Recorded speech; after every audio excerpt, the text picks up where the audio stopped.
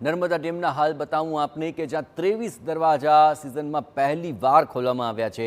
ઉપરવાસમાંથી 5,30,291 cusec પાણીની આવક નોંધાઈ છે અને હાલ નર્મદા ડેમની જળ સપાટી 135.93 મીટર પર પહોંચી ચૂકી છે અને ડેમની મહત્તમ સપાટી 138.68 મીટર છે। નર્મદા ડેમની જળ સપાટીની અંદર 24 કલાકમાં 40 સેન્ટીમીટરનો વધારો નોંધી શકાયો છે। નર્મદા ડેમના 23 ગેટ 2.5 મીટર સુધી ખોલી દેવાયા। ત્યારબાદનો આ સુંદર નજારો જુઓ। નર્મદા નદીમાં 4,46,451 ક્યુસેક પાણી છોડવામાં આવી રહ્યું છે। હાલ નર્મદા ડેમ 90% જેટલો ભરાયેલો છે।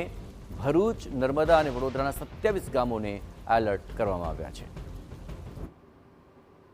અમરકંટકથી વહેતી નર્મદા ભરૂચ ખાતે દરિયામાં મળતી હોય છે, ત્યારે નર્મદા ડેમ પર અત્યારે પાણીની આવક થઈ રહી છે ઉપરવાસમાં, એટલે કે અમરકંટકથી નીકળી અને જ્યારે ગુજરાતમાં પહોંચે છે ત્યાં સુધીમાં 4 ડેમ બનાવવામાં આવ્યા છે। એ 4 ડેમ થકી આ નર્મદા ડેમ છે। નર્મદા ડેમ એ સૌથી મોટો ડેમ નર્મદા નદી પર છે, ત્યારે પાણીની આવક 5,30,000 ક્યુસેક થતાની સાથે 23 દરવાજા સિઝનમાં પ્રથમવાર ખોલવામાં આવ્યા છે।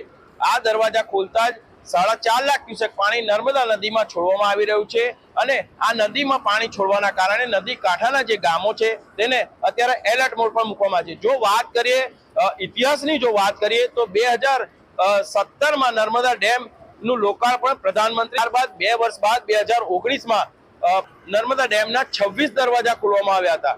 આમ જોવા જઈએ તો નર્મદા ડેમમાં 30 દરવાજા છે, જેમાંથી 23 દરવાજા 60 ફૂટ 55 ફૂટના છે, 60 ફૂટ બાય 55 ફૂટના છે અને બીજા જે 7 દરવાજા છે એ 60 ફૂટ બાય 60 ફૂટના છે। એટલે હાલ તો 23 દરવાજા 19માં ખોલવામાં આવ્યા હતા, ત્યારબાદ 20, ત્યારબાદ 22, 23માં 2023માં જ્યારે પૂર આવ્યું ત્યારે પણ 23 દરવાજા ખોલવામાં આવ્યા હતા અને 24માં અને ફરીથી આ વખતે 2025માં એટલે છઠ્ઠી વાર નર્મદા ડેમના 23 દરવાજા ખોલવામાં આવ્યા છે અને નર્મદા નદીમાં પાણી છોડવામાં આવી રહ્યું છે, જેને કારણે જે કાંઠા વિસ્તારના જે ગામો છે એને એલર્ટ કરવામાં આવ્યા છે। ત્યારે વાત કરીએ તો નર્મદા નદી ના નજીકમાં જે ગોરા પાસે ઘાટ આવેલો છે તે અત્યારે પાણીમાં ગરકાવ થઈ ગયો છે। તેની આગળ જઈશું તો ચાણોદ ખાતે અને કરણાણીનો જે ઘાટ છે તે પણ પાણીમાં ગરકાવ થઈ ચૂક્યો છે અને ત્યારબાદ ભરૂચ જે નર્મદા નદીનું જે જળસ્તર છે તે ભયજનકની સપાટી બતાવી ચૂક્યું છે।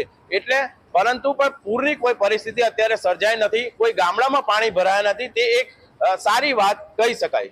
વિશાલ પાઠક, TV9 નર્મદા।